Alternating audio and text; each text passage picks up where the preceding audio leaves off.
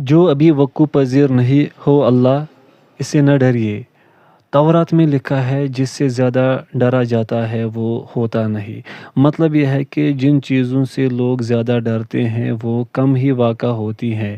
ذہنی وہم زیادہ ہوتے ہیں جو حقیقت کا روپ کم دھارتے ہیں۔ ایک شاعر کا مفہوم ہے، میں نے اپنے دل سے کہا کہ اگر کوئی فکر تجھے لاحق ہو تو خوشی منا، کیونکہ اکثر ڈراؤنی چیزیں ہوا نہیں کرتی۔ یعنی کوئی حادثہ معلوم ہو، کسی مصیبت کے بارے میں سنے تو اس بارے میں تأمل کرے، غور کرے، سنتے ہی گھبرا نہ جائے۔ اکثر خبریں اور امیدیں غلط ہوتی ہیں۔ ظاہر ہے کہ تقدیر بنانے والا اس دنیا میں کہیں نظر آئے تو اسے ڈھونڈا بھی جائے، جب نظروں سے نہا ہے تو پھر کیا ہو؟ اللہ تعالیٰ نے فرمایا، کہیے میں اپنا معاملہ اللہ کے سپرد کرتا ہوں۔ اللہ اپنے بندوں کو خوب دیکھتا ہے۔ اللہ نے انہیں دشمنوں کے مکر و کید سے بچا لیا۔ اہل باطل اور حاسدین کی تنقید سے غمگین نہ ہو۔ حاسدین اگر تنقید کرتے اور برا بھلا کہتے ہیں اور آپ اس پر صبر کرتے ہیں تو آپ کو اس کا اجر و ثواب ملے گا۔ اگر وہ تنقید کرتے ہیں تو سمجھ لیجیے کہ آپ کو وزن دے رہے ہیں، کیونکہ مردہ کتے کو کوئی نہیں بھگاتا، حقیر لوگوں سے کوئی حسد نہیں کرتا۔ ایک شاعر کہتا ہے، اونچی ناک والوں سے حسد کیا جاتا ہے، کمینوں اور ذلیلوں سے کوئی حسد نہیں کرتا۔ ایک اور شاعر کہتا ہے، جو لوگ شریف آدمی کی سی جدوجہد نہیں کرتے، نہ اس کا مرتبہ حاصل کر پاتے ہیں اور اس سے حسد کرنے لگتے ہیں، جیسے کسی حسین و جمیل عورت کی سوکنے حسد و کینہ کے ماری اس کی بدصورت کہیں۔ زہیر نے اپنی ممدوح کی تعریف میں کہا ہے، ان سے لوگ حسد کرتے ہیں کیونکہ ان کو خدا نے دے رکھا ہے اور لوگوں کے حسد سے ان کی نعمتیں چھینی نہیں گئی۔ ایک اور شاعر نے کہا، وہ میری موت پر رشک کر رہے ہیں، افسوس کہ میری موت بھی رشک سے خالی نہیں۔ ایک شاعر نے کہا، تمہیں چغل خوروں کی اذیت کی شکایت ہے، جو بھی بڑا آدمی ہے اس کے حاسد بھی بہت ہے۔ حسد بڑے اور سردار لوگوں سے ہی کیا جاتا ہے، مسکین و حقیر سے بھلا کون حسد کرتا ہے۔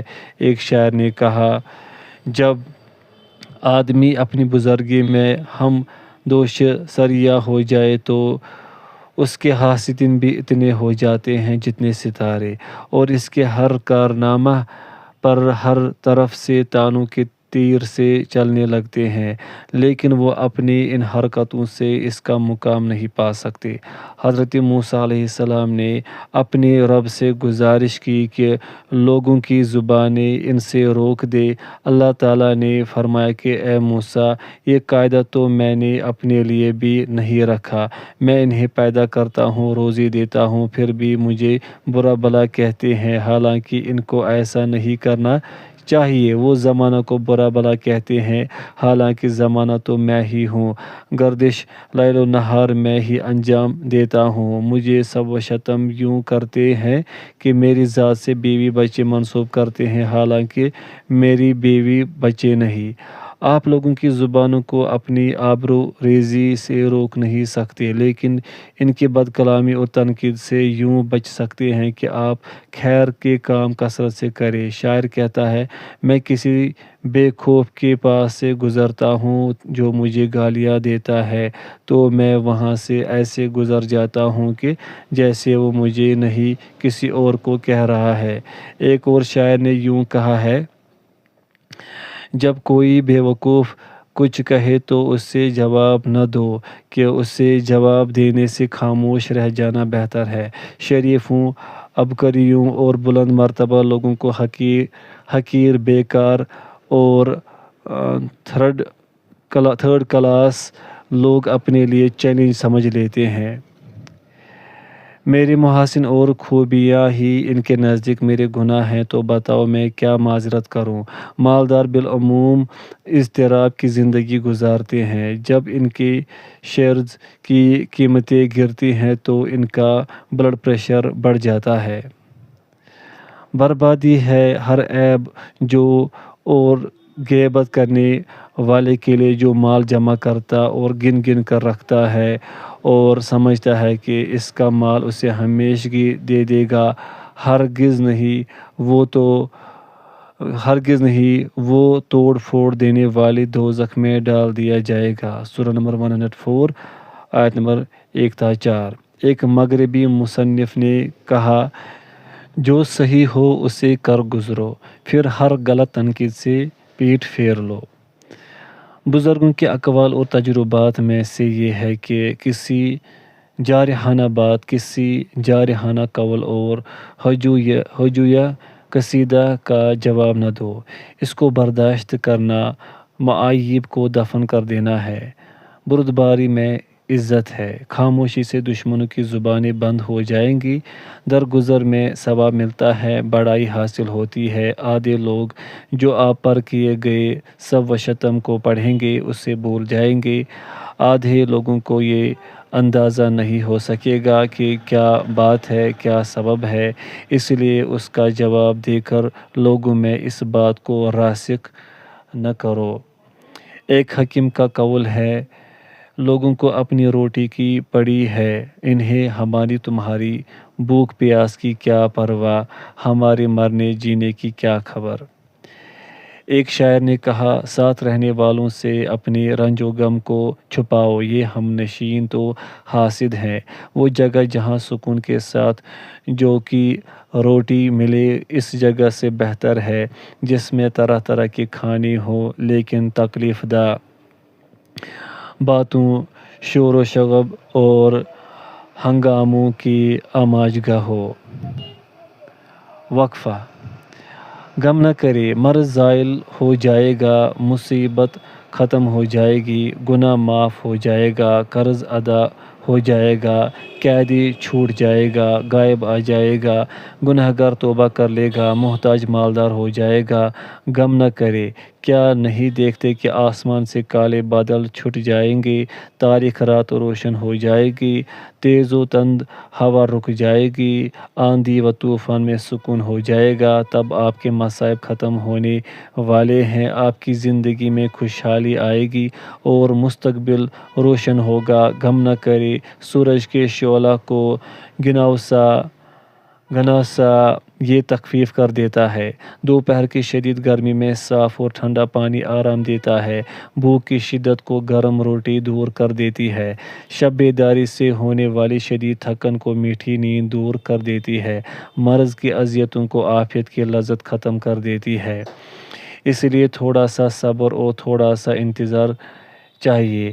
گھبرائے نہیں کہ قضا و قدر کے سامنے اور تقدیر کے لکھے کے آگے تمام ڈاکٹر، حکیم، سائنسداں اور شعراء حیران ہیں اور ساری تدبیریں ناکام ہیں۔ اسی مضمون کو علی بن جبلہ کہتے ہیں، ہو سکتا ہے اب آرام ملے کہہ کر ہم اپنے آپ کو تسکین دیتے ہیں، اس لیے کسی بھی حال میں ہو، کیسا ہی شدید فکر لاحق ہو، آپ مایوس نہ ہوں کہ جب آدمی مایوس ہونے لگتا ہے اسی وقت راحت مل جاتی ہے۔ جو اللہ نے آپ کے لیے مقدر کر دیا ہے اسی پر خوش رہیے۔ آپ کو غم نہ کرنا چاہیے بلکہ ہر حال میں راضی برضا رہنا چاہیے۔ اگر اللہ کہے کھڑے ہو جاؤ تو کھڑے ہو جائے، وہ چاہے کہ بیٹھو تو بیٹھ جائے، وہ آپ کو فقیر کر دے تو صبر کیجیے، اگر آپ کو ثروت مند کر دے تو شکر ادا کیجیے۔ یہ اللہ کو رب، اسلام کو دین اور محمد صلی اللہ علیہ وسلم کو نبی ماننے کا لازمی تقاضا ہے۔ ایک شاعر نے کہا، اپنے لیے محض تدبیر نہ کیجیے کہ تدبیر پر بھروسہ کرنے والے ہلاک ہو جاتے ہیں۔ وہ جو فیصلہ کرے اس کو یہاں پر مس پرنٹ ہے، اس کو مان لیجیے کہ آپ کے لیے وہ زیادہ بہتر فیصلہ کرنے والے ہیں۔ لوگوں کی تکلیف دہ حرکتیں دیکھ کر پریشان نہ ہوں۔ لوگ یہ لوگ نہ نفع نقصان کے مالک ہے، نہ موت و حیات کے، نہ حشر و نشر اور نہ ثواب و عذاب پر ان کا اختیار ہے۔ ایک شاعر نے یوں کہا ہے، جو لوگوں کے تصرفات و حرکات دیکھ کر مضطرب ہو وہ فکر کے مارے مر جائے گا، جبکہ جری و بے باک مزہ پاتا ہے۔ ابراہیم بن ادہم رحمہ اللہ کہتے ہیں کہ ہم ایسی زندگی میں ہیں کہ اگر فرشتوں کو معلوم ہو جائے تو ہم سے اس پر تلواروں سے جنگ کرے۔ ابن تیمیہ رحمہ اللہ فرماتے ہیں کہ دل پر کبھی کبھی ایسے احوال گزرتے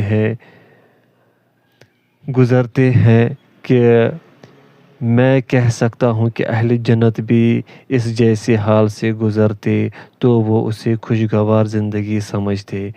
انہوں نے یہ بھی کہا کہ دل پر کبھی کبھی ایسے حوال گزرتے ہیں کہ وہ خوشی سے ناچ اٹھتا ہے جب وہ اللہ تعالیٰ کو یاد کرتا ہے اور اس کی محبت سے خوش ہوتا ہے۔ ابن تیمیہ رحمہ اللہ کو جب جیل میں ڈالا گیا اور جیلر نے دروازہ بند کیا تو فرمایا جیل ہی میں تھے کہ فرمایا میرے دشمن میرے ساتھ کیا کر سکتے ہیں، میری جنت اور بہشت تو میرے سینے میں ہے، میں جہاں جاؤں وہ میرے ساتھ ساتھ ہے، مجھے قتل کر دے تو شہادت کا درجہ ملے گا، مجھے شہر سے باہر نکال دے تو سیاحت ہوگی، جیل میں میرے لیے خلوت ہے۔ لوگ کہتے ہیں جو اللہ کو کھو دے وہ کیا پائے گا، اور جو اللہ کو پالے اس سے کیا کھوئے گا۔ یہ دونوں چیزیں برابر نہیں ہو سکتی۔ جو اللہ کو پالے وہ ہر چیز کو پالے گا، جو اللہ کو کھو دے گا وہ ہر چیز کو کھو دے گا۔ جس چیز کی وجہ سے آپ غمگین ہیں اس کی قیمت تو جانیے۔ نبی اکرم صلی اللہ علیہ وسلم فرماتے ہیں میرا سبحان اللہ والحمدللہ ولا الہ الا اللہ واللہ اکبر کہنا مجھے ہر اس چیز سے زیادہ پسند ہے جس پر سورج طلوع ہوتا ہے۔ سلف میں ایک بزرگ نے مالداروں، ان کے محلات اور مکانات اور مالوں کے بارے میں کہا، ہم کھاتے ہیں وہ بھی کھاتے ہیں، ہم پیتے ہیں وہ بھی پیتے ہیں، ہم دیکھتے ہیں وہ بھی دیکھتے ہیں، لیکن ہمارا حساب نہیں ہوتا، ان سے حساب لیا جاتا ہے۔ سچ کہا ہے کہ قبر کی پہلی ہی رات میں کیسر و کسریٰ کے محلات بلا دیے جاتے ہیں، ہم تم کو تنہا لے کر آئیں گے جیسے ہم نے تم کو پہلی بار پیدا کیا تھا۔ مومنین کہتے ہیں صدق اللہ و رسولہ، منافق کہتے ہیں کہ اللہ اور اس کے رسول نے جو وعدہ کیا ہے وہ دھوکے کے علاوہ اور کچھ نہیں۔ زندگی سوچ و فکر کے تابع ہوتی ہے۔ آپ جس فکر کے ساتھ رہتے ہیں، جس کو نشو و نما دیتے ہیں، جس کے بارے میں سوچتے ہیں وہی آپ کی زندگی میں مؤثر ہوتی ہے۔ زندگی ناگوار یا خوشگوار، سلف میں کسی کا قول ہے اگر تمہارے پیر میں جوتے نہ ہو تو اسے دیکھو جس کی پنڈلیاں کٹ گئی ہوں، پیروں کی نعمت پر اپنے رب کا شکر ادا کرنے لگو گے۔ شاعر کہتا ہے کسی حادثہ کے اندیشہ سے میں فکر میں دبلا نہیں ہوتا، جب وہ وقوع پذیر ہو جاتا ہے تو میں گھبراتا نہیں۔ جب تک آپ لوگوں سے اچھا سلوک کرتے ہیں آپ کو رنج کی ضرورت نہیں۔ جب تک آپ لوگوں سے اچھا سلوک کرتے ہیں آپ کو رنج کی ضرورت نہیں۔ لوگوں کے ساتھ حسن سلوک خوش بختی کی بات ہے۔ صحیح حدیث میں آتا ہے کہ قیامت میں اللہ تعالیٰ بندے کا حساب لیتے ہوئے فرمائے گا اے ابن آدم میں بھوکا تھا تو نے مجھے کھلایا نہیں، کہے گا میں کیسے کھلاتا، آپ تو رب العالمین ہے۔ فرمائے گا کیا تو نہیں جانتا کہ میرا فلاں بندہ بھوکا تھا لیکن تو نے اسے کھلایا نہیں، تو اگر اسے کھلاتا تو اسے میرے پاس پاتا۔ اے ابن آدم، میں پیاسا تھا، تو نے مجھے پلایا نہیں۔ کہے گا رب العالمین میں آپ کو کیسے پلاتا؟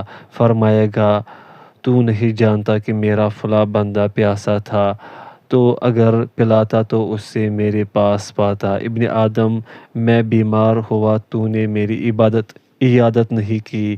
کہے گا کہ میں آپ کی عیادت کیسے کرتا؟ کرتا آئے، تو رب العالمین ہے۔ فرمائے گا تو نہیں جانتا کہ میرا فلاں بندہ بیمار تھا، اگر تو نے اس کی عیادت کی ہوتی تو مجھے اس کے پاس پاتا۔ یہاں پر غور کی بات ہے کہ اللہ نے یہ فرمایا کہ مجھے اس کے پاس پاتے، اس سے پہلے یہ فرمایا تھا کہ اسے میرے پاس پاتے۔ بات یہ ہے کہ مریض وغیرہ کا دل ٹوٹا ہوا ہوتا ہے اور اللہ ٹوٹے دلوں کے پاس رہتا ہے، جیسا کہ حدیث میں آتا ہے، ہر تر جگر والے کے ساتھ حسن سلوک میں ثواب ہے۔ یہ بھی روایت میں آیا ہے کہ اللہ تعالیٰ نے بنی اسرائیل کی ایک طوائف کو جنت میں داخل کر دیا کیونکہ اس نے ایک پیاسے کتے کو پانی پلایا تھا۔ اسی پر قیاس کیا جا سکتا ہے کہ جو کھلائے پلائے تنگی اور حرج دور کرے، اس کا بدلہ کیا ہوگا۔ ایک حدیث میں ہے، آپ صلی اللہ علیہ وسلم نے فرمایا، جس کے پاس فاضل زادہ راہ ہو وہ اسے دے دے، جس کے پاس کچھ نہ ہو، جس کے پاس فاضل سواری ہو وہ اسے دے دے، جس کے پاس سواری نہ ہو۔ حاتم طائی نے کہا تھا، اگر تمہارے پاس اونٹنیاں ہوں تو اپنی رفیق کو اپنے پیچھے پیدل چلنے کے لیے نہ چھوڑو، بلکہ اپنی اونٹنی بٹھا کر اس پر سوار کر لو۔ اونٹنی نہ مانے تو اسے سزا دو۔ حاتم نے مہمان کی تلاش میں اپنے غلام کو بھیجتے ہوئے کہا تھا، آگ جلاؤ، رات ٹھنڈی ہے، اگر کوئی مہمان آ جاتا ہے تو تم آزاد ہو۔ حاتم اپنی بیوی سے کہا کرتا تھا، جب کھانا بنا لو تو کھانے پر کسی اچھے آدمی کا انتظار کرنے دو کہ میں اکیلا نہیں کھایا کرتا۔ ایک اور شعر میں اس نے اس مضمون کو یوں ادا کیا ہے، گھر والوں مال تو آنی جانی چیز ہے، اس کے تذکرے اور چرچے رہ جاتے ہیں، جب دم نکلنے لگتا ہے اور کلیجہ منہ کو آتا ہے تب مال دولت آدمی کے کام نہیں آتے۔ اس کا ایک شعر یہ بھی، کسی مالدار رشتہ دار نے ہمارے فخر میں اضافہ نہیں کیا، نہ محتاج اور غریب نے ہماری حسب نسب کو حقیر ٹھہرایا۔ عروہ بن حزام نے کہا تھا، تم موٹے تازے ہو، میرے چہرے پر دبلا پن ہے، کیا اس وجہ سے تم میرا مذاق اڑاتے ہو؟ اہل حق سخت خوش ہوتے ہیں، میں اپنا جسم یعنی کھانا کئی لوگوں میں بانٹ دیتا ہوں اور خود ٹھنڈے پانی کے گھونٹ پی کر رہ جاتا ہوں۔ حضرت عبداللہ بن مبارک کا ایک پڑوسی یہودی تھا۔ آپ اپنے بیٹوں سے پہلے اسے کھلاتے اور کپڑے پہناتے تھے۔ لوگوں نے یہودی سے کہا، اپنا گھر بیچ دو۔ اس نے کہا، میرے گھر کی قیمت 2000 ہے، 1000 مکان کی اور 1000 ابن المبارک کی پڑوس کی۔ ابن المبارک نے سنا تو دعا فرمائی کہ اللہ اسے اسلام کی ہدایت دے، چنانچہ وہ مشرف بھی اسلام ہو گیا۔ ابن المبارک رحمہ اللہ ایک بار حج کے سفر پر نکلے، انہوں نے دیکھا کہ ایک عورت نے گھوڑے پر سے ایک مرا ہوا کوا اٹھایا۔ آپ نے اس کے حالات جاننے کے لیے اپنا غلام اس کے پیچھے بھیجا۔ عورت نے بتایا، ہمارے پاس 3 دنوں سے کچھ نہیں ہے سوائے اس کے جو ہم گھوڑے سے اٹھا لائے ہیں۔ آپ کی آنکھیں بھر آئیں۔ آپ نے قافلہ والوں کو حکم دیا کہ اس بستی میں خیر خیرات تقسیم کریں اور وہیں سے لوٹ آئے۔ اس سال حج ترک کر دیا۔ خواب میں دیکھا کہ کوئی کہنے والا کہہ رہا ہے، حج قبول ہوا، گناہ بخش دیے گئے اور کوشش کامیاب ہو گئی۔ اللہ تعالیٰ فرماتا ہے، وہ اپنے اوپر دوسروں کو ترجیح دیتے ہیں اگرچہ انہیں خود سخت ضرورت ہو۔ سورہ نمبر 59 آیت نمبر 6۔ ایک شاعر کہتا ہے کہ اگر میں اپنے دوست سے جدا، اس کے زمین و آسمان سے دور ہوں، لیکن میں اس کی مدد کرنے والا، اس کی پریشانی دور کرنے والا اور اس کی آواز پر لبیک کہنے والا ہوں، اور جب وہ کوئی اچھا کپڑا پہن لیتا ہے تو میں یہ نہیں کہتا کہ کاش مجھے بھی یہ مل جاتا۔ آفرین ہے اس بہترین اخلاق، خوبصورت عادت اور جمال خلق پر، حسن اخلاق اور خیر کے کام میں مبالغہ بھی کوئی کرے تو وہ ندامت نہیں اٹھائے گا۔ ہاں، تھوڑی بھی غلطی ہو تو اس پر ندامت ہوتی ہے۔ اس معنی میں ایک شخص نے کہا ہے، خیر باقی رہنے والا ہے اگرچہ کتنا ہی زمانہ ہو جائے اور شر خبیث ترین زیادہ راہ ہے۔ کان میں بری بات پڑنے پر رنجیدہ نہ ہو، کیونکہ حسد ایک قدیم مرض ہے۔ کسی نے کہا ہے، فضائل جمع کرنے کی جدوجہد کرو، حاسدین کی ملامت کی پرواہ کرو، جان لو کہ زندگی ہی میں خدا کی بندگی ہو سکتی ہے، موت کے بعد حسد بھی ختم ہو جائے گا۔ علماء مصر میں سے ایک کہتے ہیں، جو لوگ تنقید پر